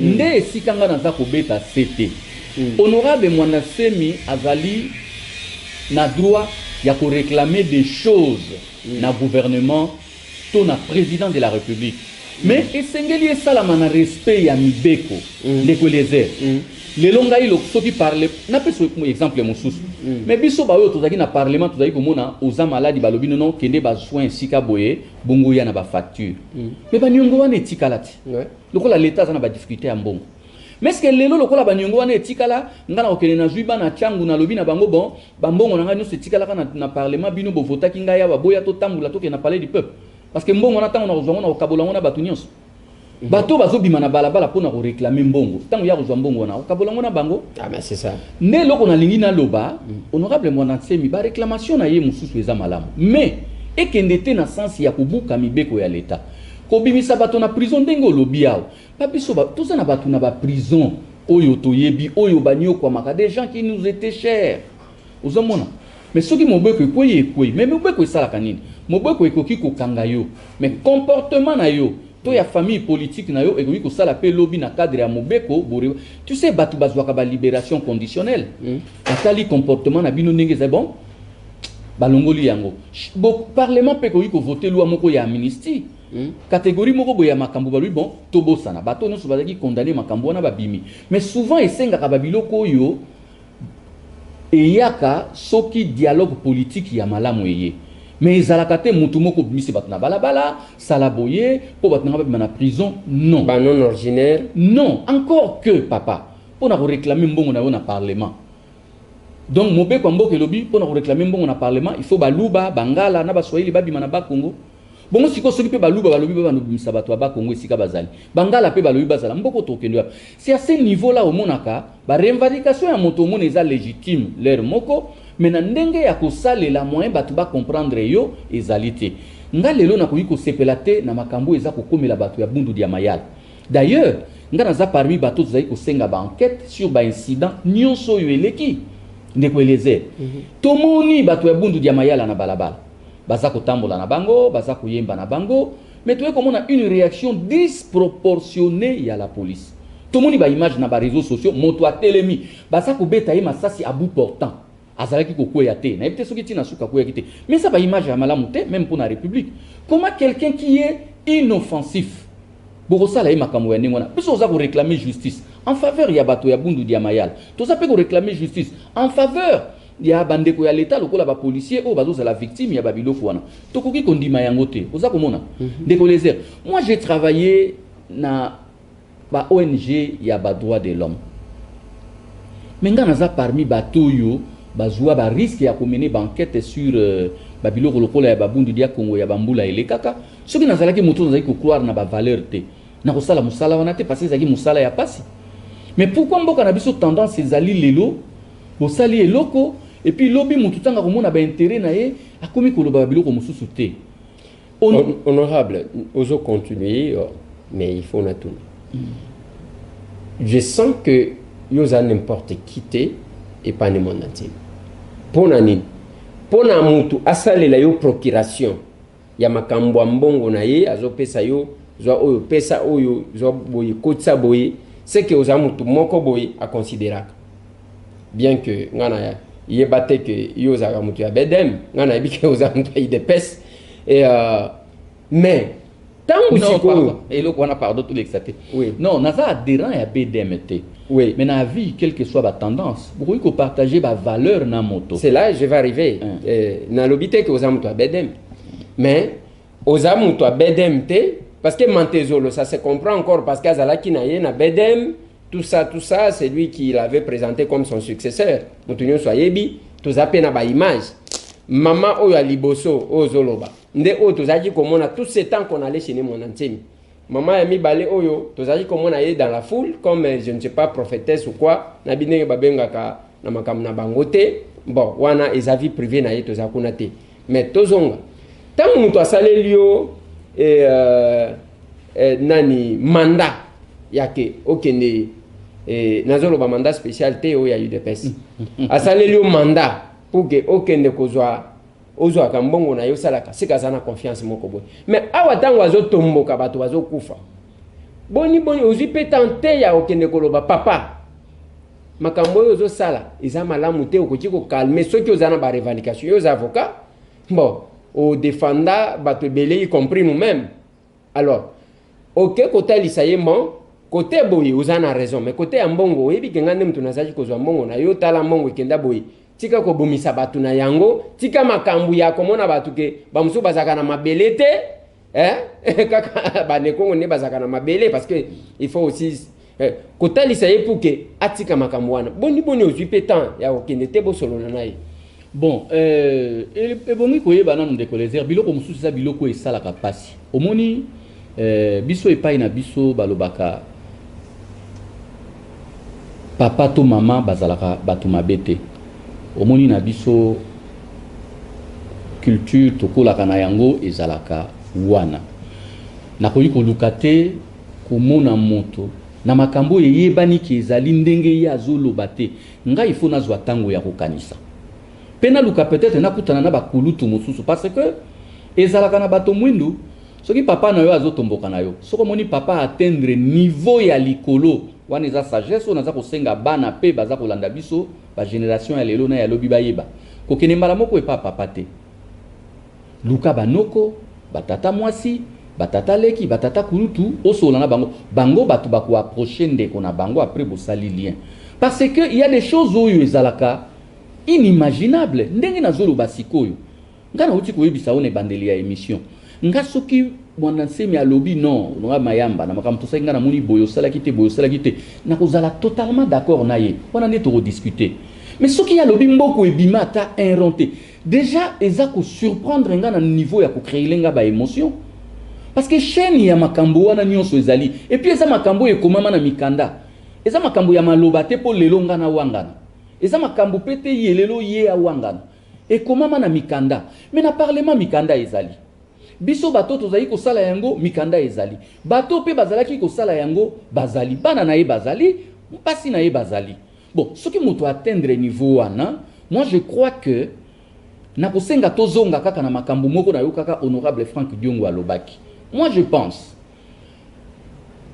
le grand maître Mwanda Nsemi azalaki clair na ba propos na ye asalaki pe hypocrisie te lokola ba politicien mingi basalaki alobaki que le chef de l'État qui est son neveu a pour s'occuper na été. Naebi que moralement ils étaient quoi pour soutenir té. Mais au moins sur le plan humain azala qui clair. Donc problème na ye ezali ba s'occuper na ye. Est-ce que ezako sengate ndenge tozo salabo to lancer appel par exemple la notabilité Congo va se réunir pour na koyeba comment soutenir leurs frères.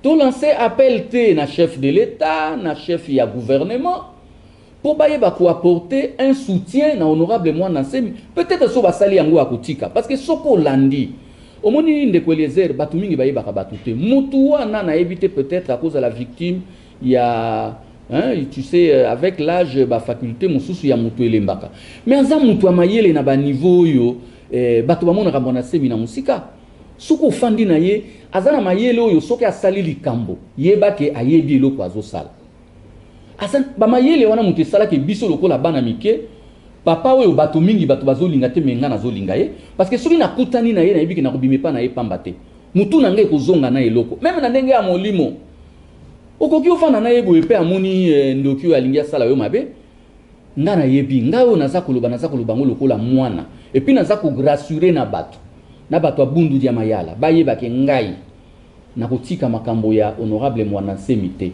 esika ya kolandela dossier na ye na kolanda esika ya kokotela ye na kokota esika basali bato ya bundu dia mayala mabe ngai na ko défendre yango kasi biso nyonso ndeko Eliezer wana na ndingi naloba yango tozwaka pe temps ya koobservaka bampaka na biso omoni muto soki azokola na ba choc muto azwaka na vie ba faculté mususu peut-être ekomaka na mwa kolemba alors biso toza bilenge autour na ye na bambuta muntu mususu totala nanu est-ce que oyo mbuta muntu na biso azako sala lelo azako sala ngo kaka na ndenge ya mbuta muntu oyo toyebaki soki eza bongo te toyeba ndenge nini ya kosunga ye parce que zeloko oyo ezako sala scandale na kati ya mitema tala lokola boye mais neti yo moko muto uti koloba awa parce que omoni émission oyo bato bazozela ngo ebele pour ke bayoka yo moko lobi que ne Mwana Nsemi depuis ovanda na yo oyeba ye asalaka soki azosala eloko ayebi nini azosala mais entre temps olobi papa soki amati il faut kotika ye en attendant oluka bato misusu mais entre temps bato bazokufa olobi likambo ya ndenge alobaki neve na ye azali kosoccupe na ye te soki lelo ata yo moko okoti ngai nake epa na yo naza na problème naza nango nalingi osunga ngai to osoccupe na nga na bandi kozwa nazwi bafaire milangi na bandi kobamba na mire nazopanza yo lobi ke oza na pose attention na nga ça risque de créer biloko bobengaka na droit un précédent ya ke omoni pona asala eloko il faut bosala boye lokola oyo asalaki biso pe tosala yango nalobaki na yo soki mukungubila a procéder de la même manière soki bakamwena sapo ba procéder de la même manière kyungu wana ye wana bazoluka ye kyungu mutanda donc ce pays deviendra comme ekokoma ndenge nini parce que ekozala kaka ndenge wana même kamere akobimisa pe batu na ye ke lokola na vandi awo batu na ye pe babanda kosala mobulu que deviendra le pays. Oui justement ndeko Eliezer oza totalement na raison. Je crois que na approche na ngai nazali komonisa le côté légal na le côté humain parce que omoni même droit soko tangi atana mikanda atana ndenge to salaka tozana bato yo bakoma mikanda ba professeur totanga bango balobaka. Le droit ne vise pas seulement la justice. Le droit vise aussi la paix sociale. Ouais. Yango moni même juzi tango atanga asambisaka même ndenge to tangaka ba biloko lokola ya ba droit pénal. Na droit pénal ba lakisaka mutu kaka sanction te. Yango moni droit pénal ezalaka pe na ba science ba bengaka ba science connexe na droit pénal. Na ba science wana kokuta ba sociologie, ba psychologie. Aujourd'hui vous pouvez étudier la psychologie d'un délinquant par exemple. Vous vous dites bon nous tout est la salimabe. Mais quels sont les facteurs qui ont déterminé son comportement? Et l'obité que bolobi que mutuana makamboza ko saleza makambo ya malam. Mais boluki boyeba ba facteur est déterminant qui comportement na ezanini pe ba répercussion et comportement na na société ezanini pe lisusu nini bokoki ko sala po mutuana atika. Yango moni batu mususu ba doctrinaire mususu notion par exemple il y a emprisonnement balingarangote. Balobaka non to benga prison centre de rééducation. ezalaka ke soki mutu asali mabe okobwaka ye mbala moko na moto te. Donc c'est suivant cette logique naza koloba, moi je ne suis pas d'accord avec ce qui se fait. Moi je suis légaliste. Makambo ezako sala même ba revendication, il y a honorable moi na séminaire ezako sala ezako buka mibeko. Mais na koti na aspect moko social que lui-même a évoqué. Et puis aspect mususu na évoqué zali que bato bazako entourer ye batala. Est-ce que mutamuntu na biso azako sala preuve ya certaines faiblesses te, même ba konzi à l'état. Parce que mutu mususu pe soki a sali preuve ya faiblesse bo assister ye. Sinon te soki biloko wana ye makasi akoki ko causer ba dégâts koleka. C'est pour cette raison d'ailleurs dans cadre même il y a droit pénal, même sur otali na ba droit à sécurité, on parle de la neutralisation ya mutu. Mutu mususu non, il faut le neutraliser. Qu'on neutraliser pas toujours négativement, mais vous pouvez neutraliser aussi positivement. Comme yemo ko monisibino makambo ya lobby. Borosale la yango kaka pour que les générations à venir va se servir nangote comme référence, mais va tirer des leçons na yango. C'est dans ce sens-là que au monaka, même les seigneurs de guerre, au monaka solo la kana ba gouvernement, en fait, on ne les encourage pas. Mais on veut les écouter parce que, comme on dit, nako salabi tumba batuba kufa, nako solo la makambo esila, malambo bo solo la. Omoni? Donc, ezali na sens wana, mais ce qui est vrai, ndeko Eliezer. Mais, oyo eza kosalama wana ezali makambo ya normal te esi tolobaki yango parce que nakokufa ndenge eza kosalama lelo mais banono autochtone te ya bakongo mutu baza kokufa bato nyonso bakufi ezali bato ya bakongo osa komona donc grand maître mwana semi ayebake bato yazalaka na bango balingi ye soki likambo ezali ye a continué kozala le grand maître de la sagesse Congo ndenge alobaka yango ndeko Eliezer ngai émission tango naza ko sala na yo ndenge na émission naza ko sala yango na mawana motema parce que moto yo ngana lingaka moto na partager ba valeur na ye lelo ekoma boy. Est-ce que oyebi ngai par exemple na mona papier honorable mwana nsemi akomi ke na mbongo na ye asengaka président Félix il faut akanga Serge Mayamba ya UDPS parce que Serge Mayamba atonginda honorable mwana nsemi akomi mukanda na tangi batu balakisinga na seki alobi ke ngai na mbongo na ye ya 2 ans na tonginda go ya 15 niveaux ndeko Eliezer yo zalinganga mayele sana na calcul na mbongo ba député bazwaka est-ce que ata olobi omela mutu mbongo na 2 ans ko tonganda kwa 15 niveaux et puis ndenge tozana Kinshasa biso ba oyo so na tonginda kwa 15 niveaux batu bakoyeba omoni ngai par exemple tango na monaka mukanda wana mbala moko na comprenaka que eza na makambo mususu eza susu malamu te pa ya mbuta muntu na kwa kosa kwa bana mususu na banda koloba tango na talaki j'ai compris na baki te nzambe sunga honorable mwana nsemi azala oyo nga na yebi batu balukanga ye ba yebisinga balobi me yo mbongo batu tonginda kwa 15 niveau mais mbonda kwa 15 niveau ata na mbongo ya député ko bana biso boto saki na glissement ya 7 ans otonginda kwa 15 omoni alors soki papa na yo akomi kosala biloko ya kola ya ndenge wana eza ndenge tozaka na famille okozala ozobokola papa na yo to mama na yo mais soko yoki mama na yo to papa na yo abandi kokende koloba na bato ke yo lesaka ye te kotomboka te lukana no yeba est-ce que eza na eloko moko te eza koninga na epai ya papa to mama ozomona parce que moto nyonso aza na ba faiblesse na ye nde omoni ba faiblesse oyo nga na sengi ba tenir compte nango sans l'encourager bien sûr nga naza ko encourager te donc logique na ngai ezali wana mais pona likambo etali biloko wana ya bambongo naza ko senga vraiment na bato nyonso bakoki ko s'impliquer pour honorable mwana nsemi a recadrer ba revendication na ye basala yango eza malamu te ndenge olobaki tokoma kotambola na ba charge morale et psychologique bato bakufi batangi kombo na yo te mais je voudrais aussi rassurer les gens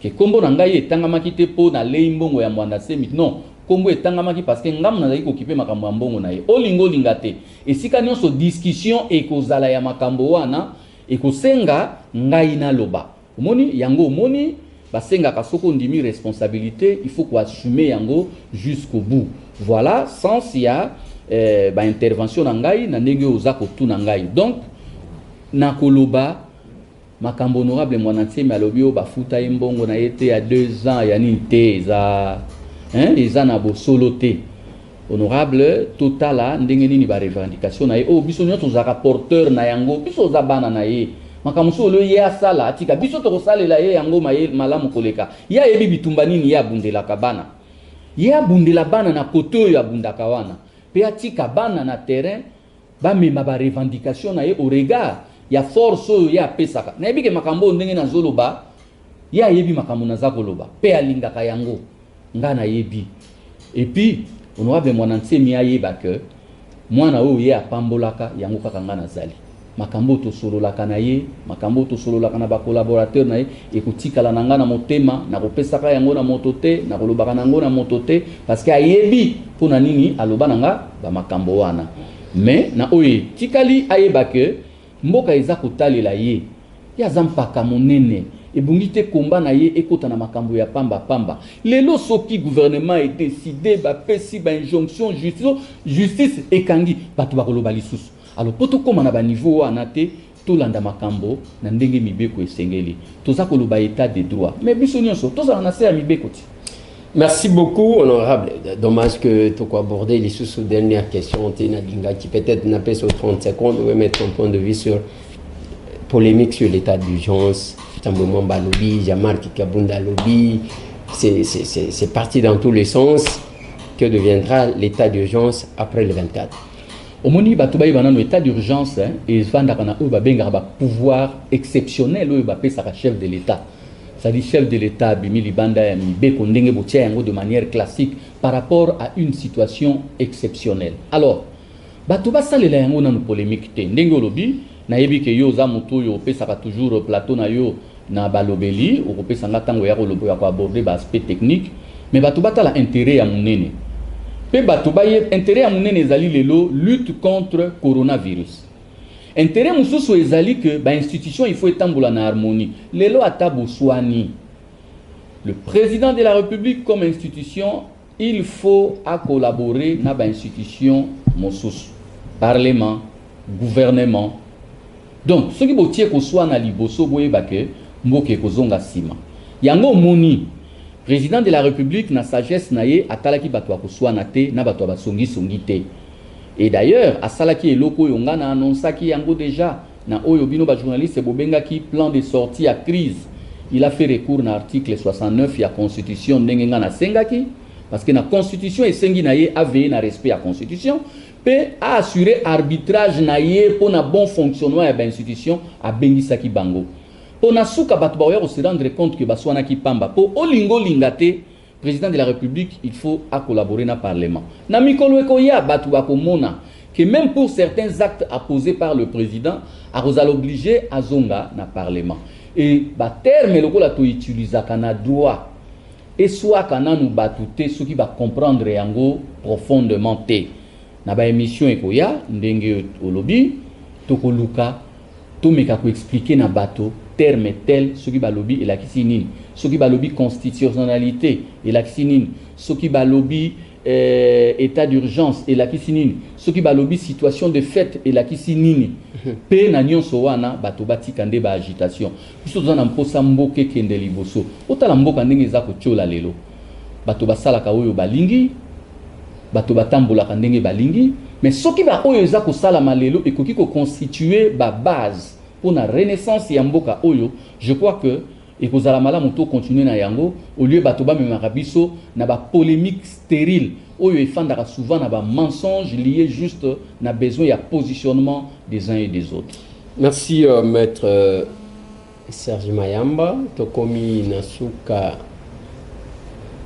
maître comment osaka na ide pesto obima na ide pest parce que ndeko les ngai na bima na ide peste.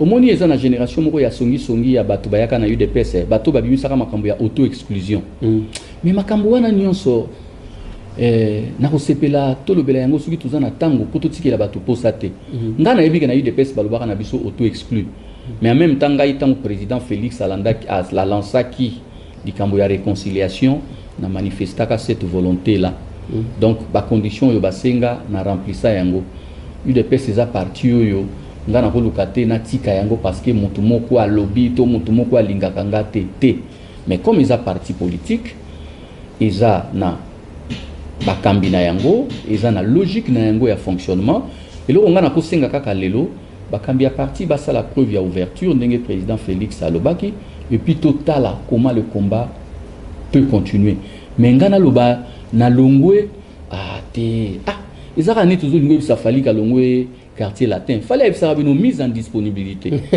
Donc, on donc. Non, un message de sensibilisation sur le coronavirus. Par rapport à corona et l'eau bandeko tous voient corona au sérieux. Au moni et l'eau sur les arts salama musika au kansango la blague, au monango la légende, mais l'eau te perdre bateau. Tu perdre bateau, tu es baki. Bisoba avocat lelo, tu rouler la kati, n'enge combat ya corona ils ont continué.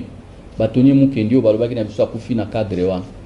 Botala na libota na biso lokola eu de pes n'enge te perdre bateau. Botala tina libanda ya mboka bato to yebi bango na bakombo ndenge bakei corona za makambo sérieux bandeko to respecter ba mesures barrières kokosola na yo tia loboko ndenge badobi na kati ya loboko wa okosoli masque na yo ezanga te pona kotambola gel na yo hydroalcoolique ezanga te maboko na yo kosokola régulièrement te et surtout quand il n'y a pas un besoin vraiment essentiel sinon vital mibomba contact ya pamba tutika.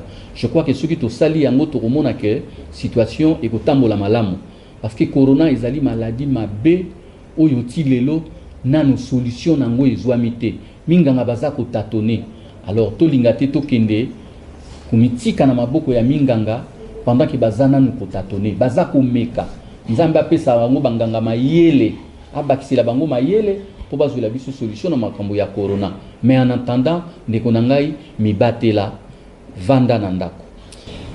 Voilà, tolaka kibino ke tokozwela bino mwana mboka Serge Mayamba parce que ye muto atanga makina makambo wana eloko toko senga zanini ezate ke muto azo menace balingi ko boma honorable Serge Mayamba yende bazo kanela kuna problème akokanela mutu ezate même ndenge tokoloba awa. J'ai aimé ce qu'il a dit. Ne mon antemi, ami bengaka grand maître, il y a sagesse Congo. C'est le moment du Gaïna bengaka elongia Congo. Et il est vraiment important il y a que ayeba kosale la sagesse wana, ça sert à rien ya kobomisa ba tutongo midi pourquoi? Surtout kokende na ndenge yake banon originaire, bazalate, babimate, ezamalamu te. Eza malamu te nangonga oyo biloko wane ko zalate parce que na Congo mututu soki oyoki muluba azaka na mabele okende obakwa nsumpi azakuna obakwa kalonji azakuna soki balobi katange oui okokuta ye na moba azaka pena ya ye mabele na kasenga azaka na mabele na ye na bukama na malemba nkulu azana ya ye mabele o soki balobi mungala okuta ke na bumba azana mabele na ye mutu azaka na lisala Mutwazaka na chwapa, mutwazaka na bwende, ainsi de. Donc, mutwazana esika ya zalaka. Mais quand vous soulevez une telle question, et ça le là chinois, j'ai appris que finalement c'est le Sénat qui a pris le flambeau. Ça me fait mal ceux qui peut-être ministère surtout oeza kokangama bato yi DPS beaucoup là la pongi, ba congolais bazo kufa kuna bino bozana affaires étrangères, mais beaucoup là la pongi ce n'est pas normal. C'est le Sénat maintenant. Nde babengi ambassadeur pour que ba ebisaye pour que ba stopper ba makambouane eza malamu te. Donc ndenge tokolo baboy mutu azalo kola nyamulenge ke azoluka mabele azate. Donc mutu na mutu azana mabele na ye. Kobengana muluba kobengana muswahili to mungala na Congo central ce n'est pas la solution eza malamu te. Tozana posa ya batu bakufate.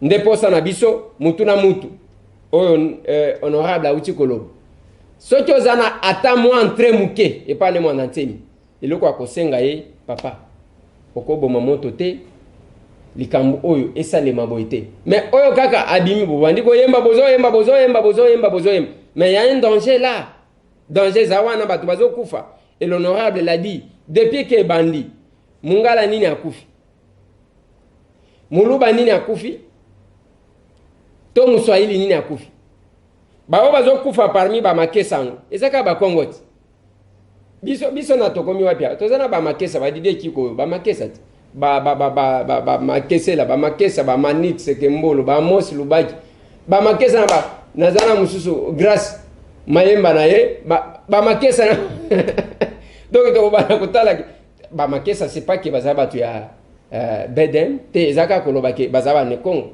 Ne faut pas tout comme un niveau ya tobanda. Nous demandons, c'est pas bien. Merci beaucoup maître pour la disponibilité nayo. Merci aussi Nabino Nyonso Botika la branché. Tout mon lobby. Je pense dès que l'honorable Papi Mantezolo a commis prêt, ce qui a sisi makama matanga tokozoye pour na moins lumière. Et le gotozolo ka eza komatsa ko pelisa moto te, ezande que tout calmer mais quand même tu vas comprendre. Merci.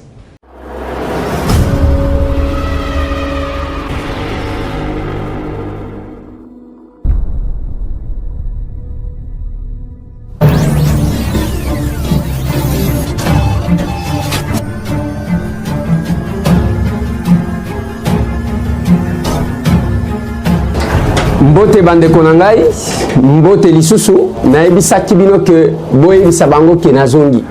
Bonjour, honorable Ilézer, pasteur César Awa en Californie. Il y a en tant que président à la tête du pays, mais jusqu'à ce temps, $6 sont pas. Bonjour mon frère, ils ont déconné à partir à France.